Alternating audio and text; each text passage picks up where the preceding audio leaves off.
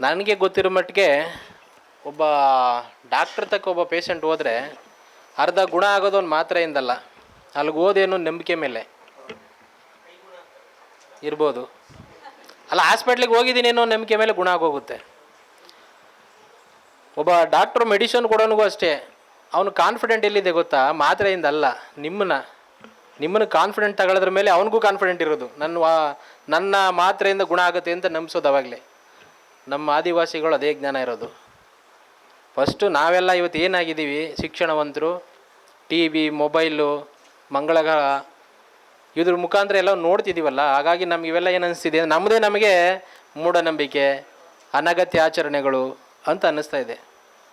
ಭಾಳ ಪ್ರಮುಖವಾಗಿ ನಾನು ಚರ್ಚೆ ಮಾಡೋ ವಿಚಾರಗಳೇನೆಂದರೆ, ಇವತ್ತು ಆದಿವಾಸಿಗಳು ಮತ್ತು ನಗರವಾಸಿಗಳಲ್ಲಿರ್ತಕ್ಕಂಥ ಸುಮಾರು ಒಂದು 60% ಮಾನಸಿಕ ಒತ್ತಡಕ್ಕೊಳಗಾಗ್ತಾ ಇದ್ದೀವಿ ನಾವು. ಮಾನಸಿಕ ಸ್ಥಿಮಿತತೆನೇ ಕಳ್ಕೊತಾ ಇದ್ದೀವಿ ನಾವು. ಯಾಕೆ? ನಾನು ಹೆಚ್ಚು ಓದಿದ್ದೀನಿ, ನಾನು ಹೆಚ್ಚು ತಿಳ್ಕೊಂಡಿದ್ದೀನಿ ಅಂತ ಅಂದರೆ ನನ್ನ ತನನ ಮರಿತಾ ಇದ್ದೀವಿ ಅಂತ. ಅವ್ರೇನು ಮಾಡ್ತಿದ್ದಾರೆ ಗೊತ್ತಾ? ಯಾವುದ್ರ ಮೇಲೆ ನಂಬಿಕೆ ಇಲ್ಲ ಅವ್ರಿಗೆ, ಯಾವುದ್ರ ಮೇಲೆ ವಿಶ್ವಾಸ ಇಲ್ಲ. ಎಲ್ಲ ನೋಡಿದಾರಲ್ಲ, ದೇವ್ರು ಇಲ್ಲ ಅಂತ ಗೊತ್ತು ಅವ್ರಿಗೆ. ನೀವೇನೋ ನಂಬಿಕೆ ಹೇಳಿದ್ರೆ ಅರ್ಥ ಆಗಲ್ಲ. ಈಗ ನಮ್ಮಪ್ಪರ ಮನೇಲಿ ಕೂತ್ಕೊಂಡು ಇದು ಪೂಜೆ ಮಾಡಿರಿ ಅಂದ್ರೆ ಮಾಡಲ್ಲ ನಾವು. ಮಾಡಬೇಕು ಅಂತ ನಾನು ಹೇಳ್ತಿಲ್ಲ, ಬಟ್ ಮಾಡಲ್ಲ ನಾವು. ಯಾಕೆ? ಎಲ್ಲ ಸುಳ್ಳು ಗೊತ್ತಿದೆ. ಬಟ್ ಒಂದು ಬಾಂಡಿಂಗ್ ಹೋಗ್ತಾ ಇದೆ. ಏನಂತಂದರೆ ಆ ನಂಬಿಕೆ ಅನ್ನೋದು ನಾವು ಕಳ್ಕೊತಾ ಇದ್ದೀವಿ. ಇವತ್ತು ನಮಗೆ ಒಂದು ಮಾನಸಿಕ ಕಾಯಿಲೆ ಬಂತು ಅಂದರೆ ಗುಣಪಡಿಸೋದು ಭಾಳ ಕಷ್ಟ. ಈಗ ನಾವು ಹಿಂದೆ ನಮ್ಮ ಊರಲ್ಲಿ ಯಾರಿಗೋ ಒಂದು ಸಣ್ಣ ಮಾನಸಿಕ ಒತ್ತಡ ಆಯಿತು ಅಥವಾ ಏನೋ ಅವ್ರು ಹೇಳ್ಕೊಳಕ್ಕಾಗ್ತಿಲ್ಲ ಅಂದಾಗ ಅವ್ರನ್ನ ಗುಣಪಡಿಸೋದು ಭಾಳ ಈಸಿ. ಬಟ್ ನಮ್ಮನ್ನು ಸೈಕ್ಯಾಟ್ರಿಸ್ಟ್ ಹತ್ರಕ್ಕೆ ನಾವು ಹೋಗ್ಬೇಕಾಗಿದೆ ಇವತ್ತು. ಮತ್ತು ಅದು ನಮ್ಗೆ ಹೋಗಲ್ಲ. ಆದಿವಾಸಿಗಳು ಎರಡೂ ಕೂಡ ದ್ವಂದ್ವದಲ್ಲಿದ್ದೀವಿ. ನಾನು ನಿಮ್ಗೊಂದು ಎಕ್ಸಾಂಪಲ್ ಯಾಕೆ ಕೊಡ್ತೀನಿ ಅಂದರೆ, ನಮ್ಮೂರಲ್ಲಿ ಮಾಗಡಿ ಅಂತ ಒಂದು ನಮ್ಮ ಕನಕಪುರ ತಾಲೂಕು ಪಕ್ಕದಲ್ಲಿದೆ. ಮಾಗಡಿ ಟೌನಲ್ಲಿ ಇದ್ದಂಥ ಒಂದು ಈರುಳಿಗರದು ಕುಟುಂಬ ಇತ್ತು. ಸುಮಾರು ಅವ್ರ ಅಪ್ಪ ಅವಾಗ ಬಂದು ಏನಕ್ಕೆ ಸಣ್ಣ ಪುಟ್ಟ ಕೆಲಸ ಮಾಡಿಕೊಂಡು ಮಾಗಡಿ ಟೌನಲ್ಲಿ ನೆಲೆ ನಿಂತಿರ್ತಾನೆ. ಮದುವೆ ಮಾಡಿಕೊಡೋದು ಹಳ್ಳಿಗೆ ಮಾಡ್ಕೊಬಿಡ್ತಾನೆ. ಆ ಹೆಣ್ಮಗಳು ಏನು ಮಾಡ್ತಾಳೆ, ಹಳ್ಳಿಗೆ ಬಂದುಬಿಡ್ತಾಳೆ. ಅವಳು ಸ್ವಲ್ಪ ಟೌನಲ್ಲಿ ಬೆಳೆದ ವಾತಾವರಣ ಅಲ್ವಾ, ಈ ಮೂವಿಗಳು, ಸಿನಿಮಾ ನೋಡೋದು ಮತ್ತು ಮಾರ್ಕೆಟಿಂಗ್ ಮಾಡೋದು ಅವೆಲ್ಲ ಸ್ವಲ್ಪ ಟೌನಲ್ಲಿ ನೋಡ್ತಿದ್ಲು. ಹಳ್ಳಿಗಳು ಕರ್ಕೊಬಂದ್ಬಿಟ್ಟೆ ಮನೇಲಿ ಊರಲ್ಲಿ ಕೂಡ ಹಾಕ್ಬಿಟ್ರು. ಅವ್ರು ಕಳಿಸಲ್ಲ. ಹೋಗೋದ್ರೆ ಗಂಡ ಹೋಗ್ತಾನೆ, ತಗೊಂಬರ್ತಾನೆ. ಈ ಸ್ಥಿತಿ ನಿರ್ಮಾಣ ಆಯಿತು. ಅವಳಿಗೆ ದೇವ ಮೆಟ್ಕೊಂಡ್ಬಿಡುತ್ತೆ. ಅವಳಿಗೆ ದೇವ ಬಂದುಬಿಡುತ್ತೆ. ವಾಸಿ ಮಾಡೋಕ್ಕಾಗ್ತಾಯಿಲ್ಲ. ನನ್ನ ಕಣ್ಣೆದುರು ನಡೆದಂಥ ಎಕ್ಸಾಂಪಲ್ ಇದು. ನಾನು ಅಲ್ಲಿ ಮುನಿಯಣ್ಣ ಅಂತ ತೋರಿಸ್ನಲ್ಲ, ಅವರು ನಡುವೆ ನಡೆದಿದ್ದು ಇನ್ಸಿಡೆಂಟ್ ಇದು. ದೇವ ಮೆಟ್ಕೊಂಬಿಟ್ಟಿದ್ದೆ ಅವಳಿಗೆ. ಹೋಗ್ತಾಯಿಲ್ಲ. ಏನು ಮಾಡಿ? ಯಾವ ಆಸ್ಪತ್ರೆಗೆ ಹೋರೋ ಗುಣ ಆಗ್ತಿಲ್ಲ. ಮನೆಗೆ ಹೋಯ್ತಾಳೆ, ಸುಮ್ಮನೆ ಎಲ್ಲೋ ಒಂದು ಕಡೆ ಕೂತ್ಕೋತಾಳೆ, ನೆಮ್ಮದಿ ಇಲ್ಲ ಅವಳಿಗೆ. ಯಾರ ಜೊತೆ ಮಾತಾಡಲ್ಲ ಸರಿಯಾಗಿ, ನಗಲ್ಲ. ಅವರು ಏನೆಲ್ಲ ಮಾಡಿದ್ರು ಯಾವ ಹಾಸ್ಪಿಟ್ಲಿಗೂ ಗುಣ ಆಗ್ತಾಯಿಲ್ಲ. ಮುನಿಯಣ್ಣಂತ ಕರ್ಕೊಂಡು ಬಂದಿದ್ರು. ನಾವು ಕೂಡ ಅವ್ರು ಕನ್ವಿನ್ಸ್ ಮಾಡಿದ್ರಲ್ಲ ತುಂಬ ಜನ. ಏನಾಗಿದೆ ನಿನ್ನ ಸಮಸ್ಯೆ, ಹೇಳು ಏನು ಹೇಳಿದ್ರು ಹೇಳ್ತಾ ಇಲ್ಲ. ಡಾಕ್ಟ್ರು ಕೇಳಿದ್ದಾರೆ, ಹೇಳ್ತಾ ಇಲ್ಲ. ಮುನಿಯಣ್ಣಂತ ಕರ್ಕೊಂಡ್ಬಂದಾಗ ಮುನಿಯಣ್ಣ ಏನು ಮಾಡ್ದ, ಎಲ್ಲ ಫಸ್ಟ್ ಮಾಡ್ದೆ. ಅವಳಿಗೆ 2 ವಾರ ಟೈಮ್ ಕೊಟ್ಟ. ಅವಳನ್ನ ಮೈಂಡನ್ನು ಕಾನ್ಸಂಟ್ರೇಟ್ ಮಾಡೋವಂಥ ಮಾಡ್ದ. ದೇವ್ರ ಮೇಲೆ ನಂಬಿಕೆ ಬರೋ ಮಾಡ್ದ. ಕೂರಿಸ್ಕೊಂಡ. ಎಲ್ಲರ ಮುಂದೆ ಕೂರಿಸ್ಕೊಂಡು ಕೇಳ್ದ, ಏನಾಗಿತ್ತು ನಿನಗೆ, ಯಾಕೆ ಹಿಂಗೆ ಮಾಡ್ತಾಯಿದ್ದೀಯ ಅಂತ. ಅದು ಅವ್ನು ಕೇಳಿಲ್ಲ. ಅವ್ನು ಕೇಳಿದ್ರೆ ಹೇಳಲ್ರಲ್ಲ, ದೇವ್ರ ಕಡೆಯಿಂದ ಕೇಳಿಸ್ತಾ. ದೇವ್ರ ಕಡೆಯಿಂದ ಯಾರನ್ನ ಕೇಳಿಸ್ತಾ? ಅವಳನ್ನ ಕೇಳಿಲ್ಲ. ಅವಳ ಮೇಲೆ ದೇವ ಬರ್ಸ್ಬಿಟ್ಟು ಅದನ್ನು ಕೇಳ್ದ. ಇಲ್ಲಿ ನೋಡಿ, ನೀವು ಅಬ್ಸರ್ವ್ ಮಾಡ್ಕೊಬೇಕು. ಅವಳಲ್ಲಿ ಏನಿತ್ತು ಮನಸ್ಸಲ್ಲಿ, ನಾನು ಪಿಕ್ಚರ್ಗೆ ಹೋಗಬೇಕು, ಪೇಟೆಲ್ಲಿ ತಿನ್ನಬೇಕು, ಮಾರ್ಕೆಟಿಂಗ್ ಮಾಡೋಕೆ ಒಂದು ಇತ್ತು. ಇವನು ಗಂಡ ಕಳಿಸ್ತಾ ಇಲ್ಲ. ಏನು ಮಾಡೋದೀಗ? ಪ್ರತಿನಿತ್ಯ ಅವಳಿಗೆ ಮಾನಸಿಕ ಹಿಂಸೆ ಆಗ್ಬಿಡ್ತು. ಅದನ್ನೇನು ಮಾಡಿದ್ರು, ದೇವ ಬರ್ಸ್ಲು.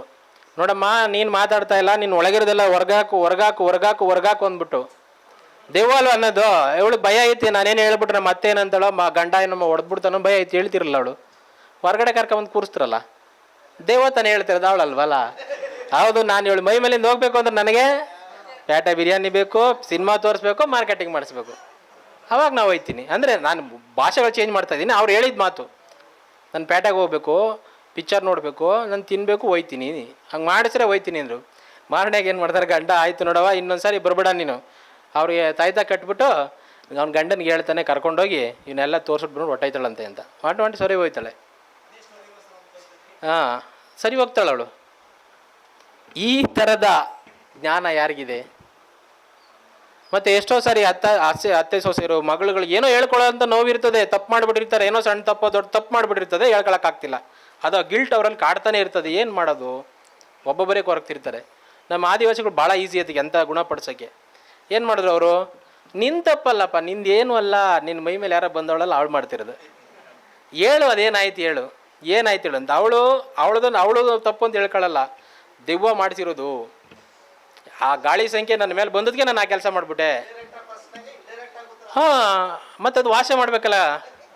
ಈ ಥರದ ಕಾಯಿಲೆ ಗುಣಗಳ ಇದನ್ನು ಅದನ್ನೇ ಹೇಳಿದ್ದು ಸೈಕೇಟಿಸ್ಟ್ಗಳು ಸರ್, ಸೇಮ್ ಪ್ಯಾಟ್ರನ್ನು. ಬಟ್ ನಮ್ಮಲ್ಲಿ ಏನು ಮಾಡ್ತಾರೆ, ಆ ತಪ್ಪು ಮಾಡಿರ್ತಕ್ಕಂಥ ಮಹಿಳೆ ಪುರುಷ ಯಾರಾದರೂ ಆಗಲಿ ಅದನ್ನು ತಪ್ಪನ್ನ ಅರ್ಥೈಸ್ಕೊಂಡು ಅವಳನ್ನ ಜೊತೆಗೆ ಒಳಗೊಳ್ಳುವಿಕೆ ಮಾಡಿಕೊಂಡು ಅವ್ನು ಕರ್ಕೊಂಡು ಹೋಗ್ಬೇಕಾದವ್ರು ಯಾರು? ಅವ್ರ ಮನೆಯವರು. ಅವಳೇನು ಬೇರೆಯವ್ರ ಮುಂದೆ ಏನು ಸಾಬೀತುಪಡಿಸ್ಕೊಳ್ಬೇಕಾಗಿಲ್ಲಲ್ಲ. ಅದಕ್ಕೆ ಏನು ಮಾಡ್ತಾರೆ ನಮ್ಮ ಆದಿವಾಸಿಗಳು, ಅದಕ್ಕೆ ಏನು ಮಾಡ್ತಾರೆ, ದೇವ್ರು ಬರ್ಬೇಕಾರೆ ಯಾವತ್ತೂ ಗಂಡನ ಜೊತೆ ಫ್ಯಾಮಿಲಿ ಜೊತೆ ಕರ್ಕೊಂಡ್ಬರ್ತಾರೆ, ಇಲ್ಲಾಂದ್ರೆ ಅವ್ರ ಮನೆಗೆ ಹೋಯ್ತಾರೆ ಇವರೇ ಪೂಜಾರಪ್ತಿರು ಹೋಗಿ ಏನು ಹೇಳು ಅಂತ ಹೇಳಿ ಆ ಸುತ್ತಮುತ್ತಲ ಫ್ಯಾಮಿಲಿಗೆ ಅವಳದು ತಪ್ಪಲ್ಲ ಅನ್ನಂಗೆ ಅವಳು ತಿಳಿ ಹೇಳಿ ಅವಳನ್ನ ಅವ್ರ ಜೊತೆ ಮುಕ್ತವಾಗಿ ಬದುಕುವಂತ ಮಾಡ್ತಕ್ಕಂಥ ವ್ಯವಸ್ಥೆಗಳು ಆದಿವಾಸಿಗಳಲ್ಲಿದೆ. ಇದು ದೊಡ್ಡ ಜ್ಞಾನ ಅಲ್ವಾ? ಸೈಕ್ಯಾಟ್ರಿಸ್ಟ್ಗಳು ಏನು ಮಾಡ್ತಾರೆ, ಕೂರಿಸ್ಕೊತಾರೆ, ಏನು ಮಾಡ್ತೀರಿ ನಿಮ್ದು ಏನಿದೆ ಎಲ್ಲವನ್ನೂ ಕೇಳ್ತಾರೆ ಅಲ್ವಾ? ಆದರೆ 10ರಷ್ಟು ಪಟ್ಟು ಕೆಲಸನ ಯಾವುದೇ ರೀತಿ ದೊಡ್ಡ ಖರ್ಚಿಲ್ದಂಗೆ, ನಿಮ್ಗೆ ಯಾವುದೇ ಇಂಜೆಕ್ಷನ್ನು ಮಾಡ್ದಂಗೆ, ನಿಮ್ಮನ್ನು ಎಷ್ಟು ಶಕ್ತಿಯುತರಾಗಿ ಮಾನಸಿಕವಾಗಿ ದೈಹಿಕವಾಗಿ ಎಲ್ಲ ಇದರಲ್ಲೂ ಶಕ್ತಿಯುತರನ್ನು ಮಾಡಿ ಟ್ರೀಟ್ಮೆಂಟ್ ಕೊಡ್ತಕ್ಕಂಥ ಜ್ಞಾನ ಯಾರಿಗಿದೆ? ಅದೇ ಇದು ಮೂಢನಂಬಿಕೆ ಬರ್ತಾ ಇದೆ, ಎಲ್ಲೂ ಹೋಗಲ್ಲ, ವಾಪಸ್ ರಿಪೀಟ್ ಅದೇ ಬರುತ್ತೆ. ಬೇರೆ ಬಟ್ಟೆ ಹಾಕ್ಕೊಂಡು ಬೇರೆ ಕರಿ ಮುಖ ಇದ್ದದ್ದು ಬೆಳೆ ಮುಖ ಮಾಡ್ಕೊಂಡು ಬರುತ್ತೆ. ನಿಮಗೆ ಯಾವತ್ತು ಒಪ್ಕೋತೀರಿ ಎಲ್ಲರೂ? ಇದು ಭಾರತದ ಕಲ್ಚರ್ ಹೆಂಗೆ. ನಮ್ಮ ಜ್ಞಾನನೇ ಅಲ್ಲ, ಅದು ಎಲ್ಲಿಂದ ಬರಬೇಕು ಅಲ್ಲಿಂದ ಬಂದ್ರಿಯೇ ಆವಾಗ ನಾವು ಒಪ್ಕೊಳ್ಳೋಕೆ ರೆಡಿ ಇರ್ತೀವಿ. ನಮ್ಮದನ್ನ ಜ್ಞಾನವನ್ನು ಯಾವುದೂ ಅಲ್ಲ. ಈ ಥರದ ಹಲವಾರು ಸೂಕ್ಷ್ಮ ವಿಚಾರಗಳು ನಿಮ್ಮ ಸಮುದಾಯಗಳಲ್ಲಿದೆ. ಅದನ್ನೊಂದು ದಾಖಲೀಕರಣ ಮಾಡಿ ಸ್ವಲ್ಪ ವೈಜ್ಞಾನಿಕ ವಿಶ್ಲೇಷಣೆ ಮಾಡಿ. ಇವತ್ತಿನವರೆಗೂ ಯಾವ ಮಾನಸಿಕ ಒತ್ತಡಕ್ಕೂ ಆದಿವಾಸಿಗಳು ಒಳಗಾಗ್ತಾ ಇಲ್ಲ. ಯಾಕೆ? ಅಥವಾ ನಮಗೆ ಒಳಗಾದರೆ, ವಿದ್ಯಾವಂತರು ಒಳಗಾದರೆ ಕಷ್ಟ, ನಮ್ಮ ದೇವ್ರುಗಳು ಬಿಡಿಸೋದು ಕಷ್ಟ. ಅಲ್ಲಿ ಇನ್ನೊಂದು ಸೆಂಟೆನ್ಸ್ ನೋಡ್ಬೇಕಾಯ್ತು, ಅವ್ರು ಕ್ಲಿಯರಾಗಿ ಹೇಳ್ತಿರು.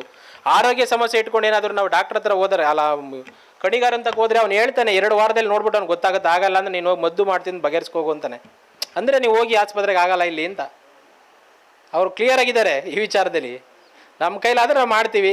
ಅವರಲ್ಲಿ ಅಂದರೆ ಮಾನಸಿಕ ರೋಗನ ಇದು ಒಂದು ಭ್ರಾಂತ ಅನ್ನೋದೇ ಫಸ್ಟ್ ಅರ್ಥ ಮಾಡ್ಕೊಂಡ್ಬಿಡ್ತಾರೆ 2 ವಾರದಲ್ಲಿ ಇದನ್ನೇ ಅರ್ಥ ಮಾಡ್ಕೊಂಬಿಡೋದು. ಅದನ್ನು ಬಗೆಹರಿಸೋಕ್ಕಾದರೆ ಬಗೆಹರಿಸ್ತಾರೆ, ಇಲ್ವಾ ಆಗಲ್ಲ ನಮ್ಮ ಕೈಲಿ, ಇದು ನೀವು ದೊಡ್ಡ ಆಸ್ಪತ್ರೆಗೋ ಇನ್ನೊಂದು ಕಡೆ ಹೋಗಿ ಬಗೆಹರಿಸ್ಕೊಳ್ರಿ ಅಂತ ಒಂದು ಸಜೆಷನ್ ಕೊಡ್ತಾರೆ. ಎಲ್ಲ ಅದನ್ನೇ ಈ ಥರದ ಆಹ್ವಾನಗಳಾಗ್ತದೆ. ಮತ್ತು ಸತ್ತ ಮೇಲೆ ಒಂದು ಕಣಿ ಹೇಳಿಸೋದು, ನಮ್ಮಲ್ಲಿ ಕಣಿ ಹೇಳಿಸ್ತಾರೆ. ಭವಿಷ್ಯ ಹೇಳಲ್ಲ ಕೂತ್ಕೊಂಡು, ನೀನು ನಾಳೆ ಹಿಂಗಾಗೋಗುತ್ತೆ, ನಿಮ್ಮ ವಾರದಲ್ಲಿ ಹಿಂಗೆ ಇರಬೇಕು ಹಂಗಿರ್ಬೇಕು, ಅದು ಹೇಳಲ್ಲ. ಸತ್ತೋದವ್ರನ್ನ ಮತ್ತೆ ಪುನಃ ಕರೆಸ್ತಾರೆ, ಯಾರು ಅವ್ರ ಫ್ಯಾಮಿಲಿಯವ್ರು ಯಾರ ಮೇಲೆ ಕರೆಸಿ ಅವನು ಹೇಳ್ತಾನೆ ಯಾಕೆ ಸತ್ತೆ ಅಂತ ಕಾರಣ ಕೇಳ್ತಾರೆ. ಅವ್ನು ಏನೋ ಹೇಳ್ತಾನೆ, ಕಾರಣ ಸರಿಯೋ ತಪ್ಪೋ ಬೇರೆ ವಿಚಾರ. ಬಟ್ ನಾನು ನಿಮ್ಮ ನಾನು ಸತ್ತಿದ್ರೂ ನಾನು ನಮ್ಮ ಹಿರಿಯರ ಜೊತೆ ಸೇರ್ಕೊಂಡಿದ್ದೀನಿ, ನೀನು ಕರೆದಾಗೆಲ್ಲ ಬರ್ತೀನಿ, ನೀನು ಎಲ್ಲೋದ್ರೂ ನಾನು ಇರ್ತೀನಿ, ನಿನ್ನ ಜೊತೇಲಿ ಇರ್ತೀನಿ, ನಾನು ನಿನ್ನ ಶಕ್ತಿಯಾಗಿರ್ತೀನಿ, ನೀವು ಹಿಂಗೆ ಬದುಕಿ 4 ಜನಕ್ಕೆ ಒಳ್ಳೇದು ಮಾಡ್ರಿ ಅಂತಲೇ ಹೇಳೋದು. ಈ ಥರದ ಮೌಲ್ಯಗಳು ಆದಿವಾಸಿಗಳಲ್ಲಿ ಇವತ್ತಿಗೂ ಕೂಡ ಪ್ರಾಕ್ಟೀಸ್ ಇದೆ. ಅದನ್ನು ನಾವು ನೋಡುವಂಥ ದೃಷ್ಟಿಕೋನಗಳು ಬೇರೆ ಆಗ್ತದೆ. ನಾನು ಅದಕ್ಕೆ ಯಾಕೆ ಹೇಳ್ತೀನಿ, ನಮಗೆ ಈ ಪ್ರಶ್ನೆ ಆಗ್ತಿರೋದು ಅದೇ ಸರ್. ಈಗ ಓದಿದ್ದೀವಿ, ನಮಗೆ ನಂಬಿಕೆ ಯಾವುದು? ನಾನು ಬುದ್ಧನ ನಂಬ್ತೀನಿ, ಮಹಾವೀರನ ನಂಬ್ತೀನಿ, ಅಲ್ಲ ನಂಬ್ತೀನಿ, ಆಯಿತು ಒಂದು ಕಡೆ. ನಾವು ನಮ್ಮ ಈಗ ಅಲ್ಲ ಬಂದು ನಮ್ಮ ಟ್ರೀಟ್ಮೆಂಟ್ ಕೊಡ್ತಾನ, ಅಥವಾ ಬುದ್ಧ ಹೆಂಗೆ ಟ್ರೀಟ್ಮೆಂಟ್ ಕೊಡೋಕ್ಕೆ ಸಾಧ್ಯ ಆಗ್ತದೆ?